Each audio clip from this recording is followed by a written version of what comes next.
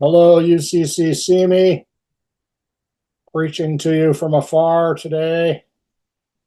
Today I'm going to read a piece from the novel that I'm writing, which is called Shouting Stones, a novel of biblical distortions.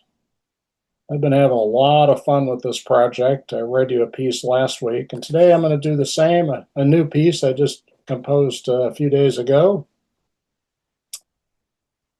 The whole basis of this novel project follows from my reading of Answer to Job, which is a book written long ago by Carl Jung, the famous psychoanalyst.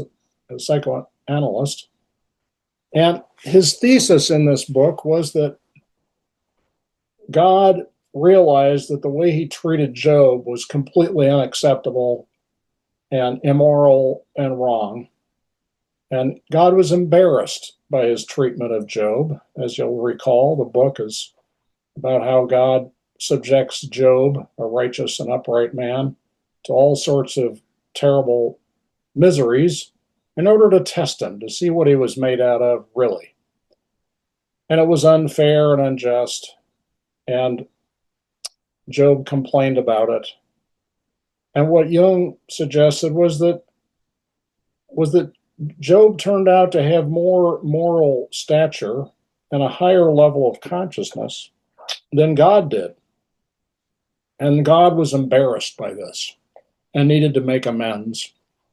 And in the end, the only way that he could do that, the only way God could make amends and work it out, was to become human, take the form of a human being. And that's how we get the story of the Christ, the story of Jesus, the gospel story.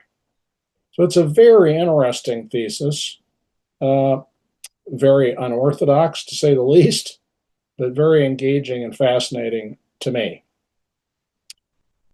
In the book, a short book, he suggests that part of the reason that God lost his way, so to speak, in terms of being unconscious and unaware of the cruelty and the wrongness of what he did to Job, that part of the reason that that happened is because God had lost touch with his feminine side. And in the book, he identifies that feminine side as Holy Mother Wisdom, Sophia, who we read about in the 8th chapter of the book of Proverbs, where wisdom is a woman who was there at the beginning of creation, the master work person who attended to the details of creation. It's a beautiful passage that we read this morning in worship. God was out of touch with that side of himself, and that contributed to his erring ways with Job. So in this passage, I take off from that thesis. The whole book is a takeoff from this thesis by Carl Jung. But in this passage, I have God lying on the couch in Carl Jung's study and going through a session of psychoanalysis. Here goes.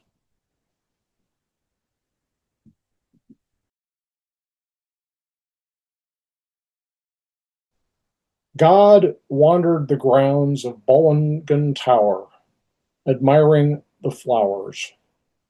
He paused to stare at a hummingbird dipping its long beak into a bloom. One of my better creations, he thought, pleased with himself. He came upon the great psychoanalyst sitting on a stone bench, smoking his pipe and reading a book in Latin. Carl Jung stood up and bowed. I'm honored to meet you. How would you like to be addressed? God will do for today, replied God. May dear God welcome. Come with me to my study. Inside the dark wood-paneled room, its bookcases filled with old leather volumes, Carl Jung offered God a brandy, invited him to recline on his couch. Jung sat in an overstuffed chair at an angle to the couch, adjusted his round glasses, flipped open his notebook, and readied his fountain pen. Let us begin. Can you share with me a recent dream which has special significance for you? God rubbed his balding head, knocked back the brandy, set the glass down on a fringed table, removed his scruffy shoes, leaned back with his legs up, and breathed deeply. I dreamed that I was asleep in a boat. The boat was gently rocking in the water, and then the boat started to rock violently, and I woke up and saw that a storm was coming. The wind was wild, the boat was tilting back and forth, rain was blasting sideways, and water was starting to splash into the boat. Suddenly, a woman rose up out of the water and stood on the surface, perfectly dry. She was tall, she had copper skin and long curly hair, and was dressed in a silk robe. She climbed into the boat and turned around and held out her arms and waved them gracefully, almost as if she was conducting an orchestra or performing a dance. It was beautiful. And then the sea calmed, the rain stopped, and the wind died down. She turned around to face me, and she spoke. I am Sophia, wisdom, with you from the beginning, your partner in creation, when I was one and the same as you, one with you and in you. Jung, startled by a change in God's voice, lifted up his head from his notebook to see that instead of a rumpled old man, there was a tall, elegant, gorgeously attired woman lying in his couch. He gasped and dropped his pen onto the floor.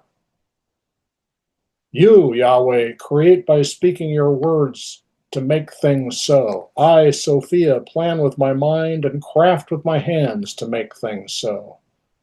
In the moment you said, let there be light, I came into being as the how to your what in creation.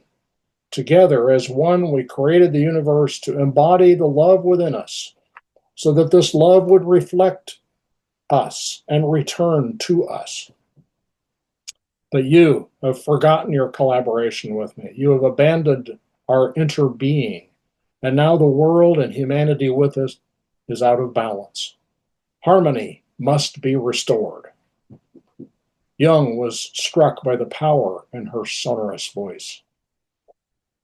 He took a moment to regain his composure and then stuttered a question. Mother Wisdom, what precipitated the break between you and Yahweh, if I may ask? We broke up when Yahweh cast Adam and Eve from the garden, she replied. Instead of delighting in our creation and enjoying the human race, he began to lord over it, trying to control it by imposing his will by his word, paying no mind to the consequences. But love is attention to details, to particulars. It is conscious, cooperative engagement with the world and its beings. That was my contribution to creation, but he abandoned that.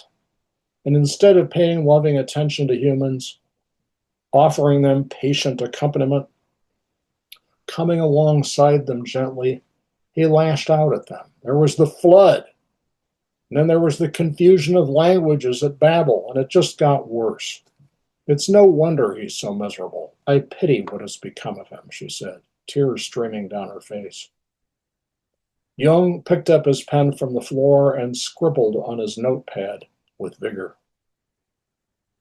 What was I to do, Sophia?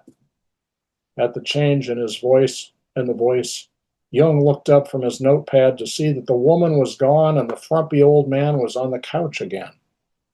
Yes, you were with me from the beginning, he said, but look at the mess we created together, the disaster that is the human race. Yes, you were the master worker, attending to every detail of our creation, designing, shaping, forming with care, but the finished product was a disappointment. I won't blame you any more than I blame myself, but look at what we did. Instead of a companion, we got a competitor. Jung watched in amazement as Yahweh God morphed into Sophia Wisdom again. And with a mournful expression, she responded, "O Yahweh, we created humans in our own image.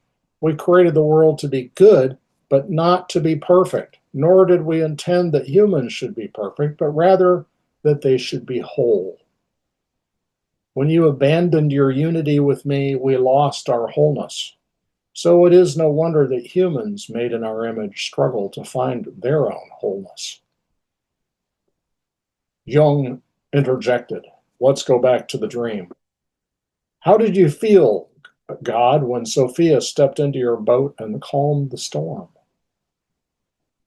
Sophia melted away into the form of Yahweh God once again. "I was entranced, mesmerized, enchanted," he said. "And how did you feel when she spoke to you after stilling the storm?" "Upset, disappointed, angry," he said. "What did you say to her then in the dream?" asked Carl Jung. "Nothing, because after she spoke, she disappeared. That was the end of the dream." "And how did you feel when you woke up?" asked Jung. "Angry." "At her?" asked Jung. "I don't know," sighed God. "Good question. Maybe at myself?" "And if you could put yourself in the place of Sophia, how could you imagine yourself feeling?" asked Jung. "Sad, I guess," answered God. "So in that boat, there was anger and there was sadness, yes?" asked Jung. "Yes, I suppose. I suppose we were, as they say, in the same boat," God muttered. "In the same boat, indeed," chuckled Carl Jung. "In the creation, you weren't just in the same boat. You were indistinguishable from each other. Let us imagine for a moment that you were in that boat again. Now, can you imagine another ending for the dream?" God sighed. "We could have embraced each other." "And how does it feel to embrace her?" asked Jung. God sighed again. Jung watched in awe as Yahweh morphed into Sophia and Sophia morphed into Yahweh and back into Sophia, their arms around each other on the couch as they transformed into each other over and over and over.